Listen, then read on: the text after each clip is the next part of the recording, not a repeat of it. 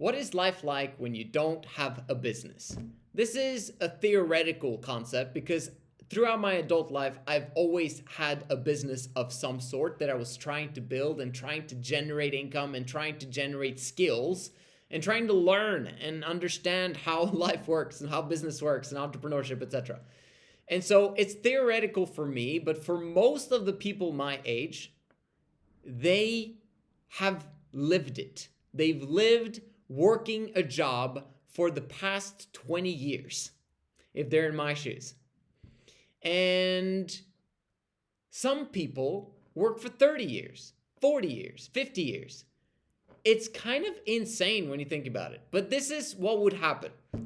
So they would need to go to college, right? Because the only way for you to make a certain amount of income and you want to have status amongst your peers, so you end up going to college. It's a 3 to 5 year degree, depending upon where in the world you are.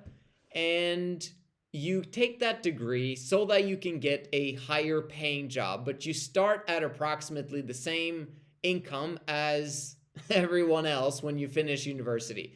Unless it's a really, really good high, flying university. And in that case, maybe you start at a 30 to 50% better pay than a normal job. Okay, so what happens then? Well, no one wants really to be in a job that they don't like, especially not at the beginning stages of their career. Like, you want a high flying job, like you want to succeed and then have status amongst your peers. Again, that's what people have a job for, right? Not only to pay for their bills, but what do you do? Well, I'm a banker. I work as in finances and this thing. Like, you're living your life in order for you to make other people say, whoa, that's pretty cool. And you do that for years and years and years, and then you try to climb up the ladder, the corporate ladder, that way. But when you start out, you're basically doing the coffee, right? You're doing any itty bitty silly tasks that will be given to AI in the future, or things that don't really matter to the organization, because you don't know how the business runs. You don't know what things need to get done and how things run in this operation.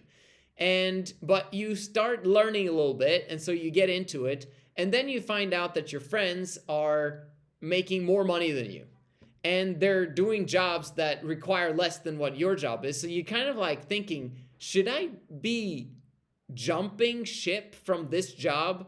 Because I've heard that if you switch jobs a little, like every 1 to 2 years or something, then you will have a higher income as a result, because you can expect for more pay if you're leaving your company for a second company. And that second company, because they want to hire you, they're more than willing to increase your income compared to what you had before. And so you end up being able to jump ship a couple of times, 3 times, 4 times, until you kind of can't anymore, where your level of income is not increasing as fast as it used to in the beginning of your career. So this is life, in the beginning of that stage. And so you do that for, let's say, 10 years. And then during the weekends, finally, thank goodness it's Friday, you now go out and you enjoy yourself. I mean, isn't that why you work? In order for you to have money so that during the weekend you can waste it. You have your apartment that you pay for, you got your car, you go back and forth in traffic. And like, the reason why I understand how things work is because, not because I've done it, because I never did, but because everyone else that I know pretty much did do it and are doing it today. And I've spoken to tens of thousands of people throughout my career as a coach, as a Uber driver, and elsewhere, just chatting with people. And so that happened. You now have a job you pretty much don't like. Some people do, but we're talking like the minority of people like love their job. And if they love their job, it's because it's kind of like in the beginning of a relationship. You are enjoying the process right now because it's not that bad. Like it's pretty good. It's new. It's fresh. It's I'm learning a lot of new things and meeting a lot of interesting people. And then that kind of fades away after a year and a half, kind of like the honeymoon phase with your girlfriend. And you enter now into the space where you're like, dang, what am I doing with my life? I kind of want to grow up a little bit. I don't want to go and party on the weekends anymore. And I want to travel a little bit more. And I kind of want to settle down. Like, I want a family. Okay, so you enter your early 30s or late 20s, and you're kind of now beginning to look around. Why would you want to do that? Well, because you want your family. You've always wanted love. You want someone to be close to. You're kind of like, man, is in these days, is this really a good idea? Like, getting married? I hear a lot of bad stuff about it, but here we go. And so 50% of the male population now are going into that, knowing that there's going to be a lot of hiccups and a lot of issues getting married. But they do so anyway. And so they get married. They may not have a kid right away, but wow, having two incomes is so much better than one, because like your expenses go up, obviously, because it was just you before, but they don't go up that much. Like, they go up maybe by 50%, but your income pretty much doubles if she's working full time as well. This is the average normal type of lifestyle of people in first world countries. And then you're like, should we have a kid? Maybe we should. And so eventually you do get a kid, and now you're scraping by again. Like, you're not making as much money as you thought you would, and there are certain expenses that need to be done because of the child, and maybe you upgraded an apartment, and you're trying now to get into the housing market, right? Because that's what everyone says that you should do. You should get your house because you're wasting money when you're renting money, which you're not. But people feel that they do that, and they also notice their friends. Well, we had a house, or we bought a house. We somehow managed to come up with the deposit money, and now that house has gone up massively in value, and so you should buy that too. And so some people are like having that as their fixated dream because their peers have an apartment or a house that they bought, and so they feel that they should too. Where are these peers from? They're from your job very often. Like, where else are you going to find them? Like church? Not many people go to church anymore these days.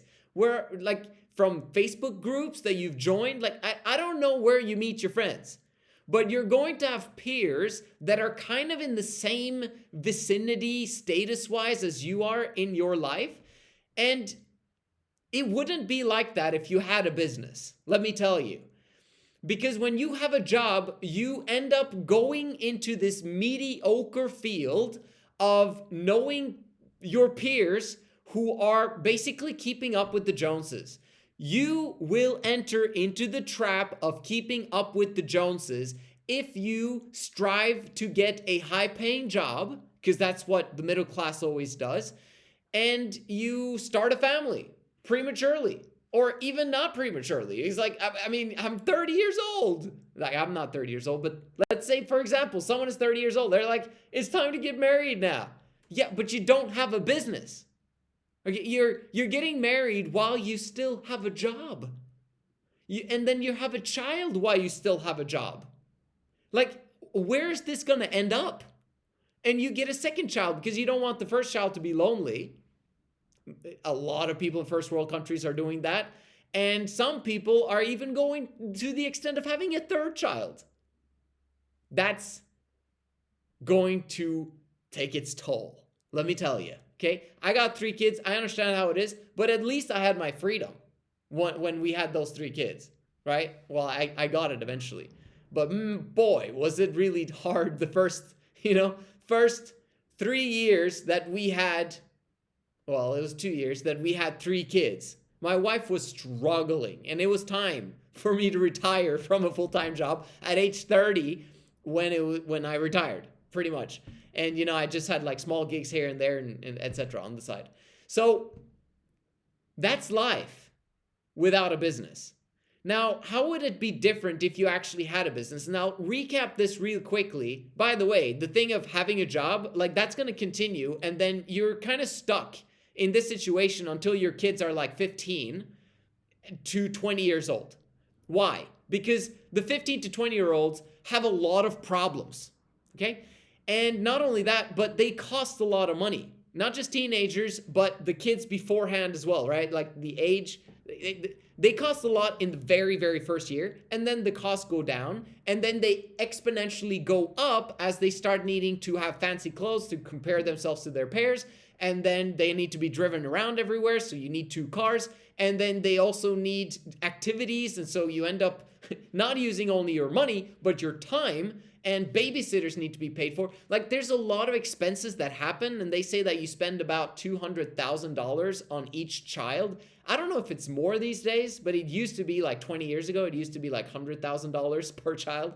So you end up spending your next, I guess, 30 years going through this process that I just told you about. Now, are you going to have some nice moments? Of course. Everyone has their nice moments. You get a raise. You get celebrated at your work and get higher status. You guys manage to land something that causes you to do well at your job. Okay? So great things are going to happen there. You have celebrations with your wife. And you guys are going to go on a travel and journey. And it's like, man, this was like the best vacation ever. And then there's going to be vacations that are absolute crap. And then you're going to have kids. And some of those days are going to be absolutely horrible. And some of the days are going to be fantastic. And you're going to go through this life with one thing that pretty much everyone has in common that do the job journey, unless they actually massively work the 80-hour work week in jobs, okay? After finishing their college degrees, including masters, etc., and then got high-flying, high-paying jobs, but they're still sucked dry of energy. And so there are some people that, like, there's a difference, right?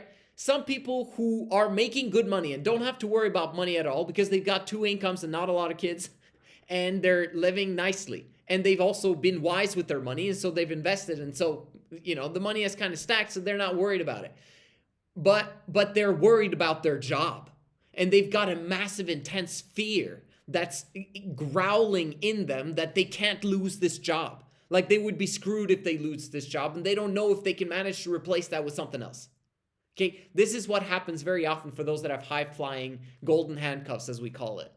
And then you've got the other people, which is 80% of the people, or pretty much, okay? 50 to 80% of the people that are in jobs either struggle to get by or would want their wife to be at home, or the wife doesn't want to work. And so there's going to be a struggle when there's kids and you only have one income and you have to survive on it. And so the common denominator with those 50 to 80% of the families is that they're so tight on cash for so long that they think about, that they argue about, that they argue about the kids because of the money problem. And there's also problems in the bedroom because there's money problems.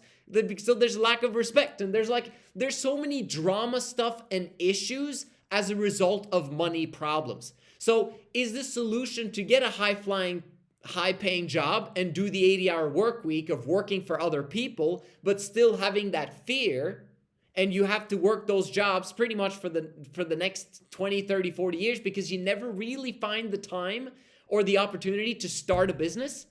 Because once you become 50, I mean, do you really want to start a business at 50 and look silly in front of your peers? And you're looking at your other counterparts, peers, who've done extremely well, who started their businesses at 25 and 30.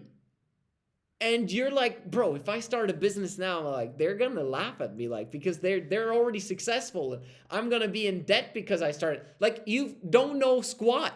And you can't even ask for mentoring from these people that actually know what they're doing, because that will take away from your status. Because you're in a fantastic job. You've got status in your community. This is life without running a business. Instead, if you had built your business in the beginning, one, not going to college, because I don't recommend it, because you start that path towards the high income type of situation. If you instead had gone for the low paying jobs, you would have hated your life to the point where I need to get out of it, but I'm not going to get out of it by trying to get a degree and trying to get a high income job, The way that I'm going to get out of it is by having a business now. I'm going to start selling something, a product or service, and develop myself as a natural result. You don't have to go through intense personal development when you have a job unless you're doing the 80-hour work week, high-flying corporate dude that needs people skills. Then you're going to, but that's part of the 20% or the 5 to 20% of people that actually do that in those high-flying jobs. Not everyone else, right? But in business, you do that naturally because you have to. This is the only way your business is going to survive. And as a result, if you do things wisely in business, you postpone the marriage, maybe until 30, 35, who knows? Or maybe your late 20s because you succeeded in business earlier. Like I have a client right now who's making amazing money, okay? 6-figure income plus. And now he's 28 years old and he's like, bro, I'm excited about getting married, and he's going to get married, okay? Like and he's, like that's fantastic. Like he did it in the right order. Now he's got his financial setup, and he's also set up in terms of his character, and like obviously there's places where he can grow, and everyone can grow continuously, but I'm just saying that he did it in the right chronological order. And now his life with his wife is going to be so much better off than if he had a full-time job or golden handcuffs and needed her to work because she doesn't want to work. And so that's perfect. Like he's literally set himself up for life. So you want to have that life of not having a business running? Or do you actually want to start a business earlier on in your life? Because this is the dilemmas that you're going to have eventually. But you need to choose your heart, because building a business early on in your life is going to be extremely difficult. And you're compressing time. The 30-year timeline that your other counterparts, peers, those guys that went to college and are trying to, go into high-flying situations of making 6 figures, like you have to compress that into very short time frames earlier on in your life, because you can get faster to 6 figures, but you'll still have to go through the same traumatic experiences of personal development and failures and issues and problems and people skills and all of the stuff that needs to get done. You have to learn it. It's just that instead of it taking 30 years, it takes 3 years. And the pain is going to be equivalent to that. And because of that pain, most people quit and go back to the normal life of not running a business. So I'm just explaining all of this to you so you know the natural consequences of the choices that you make at this point in time in your life. And I highly suggest that you do the business route. And if you want to do that, then make sure you DM me. I'll talk to you guys on the inside.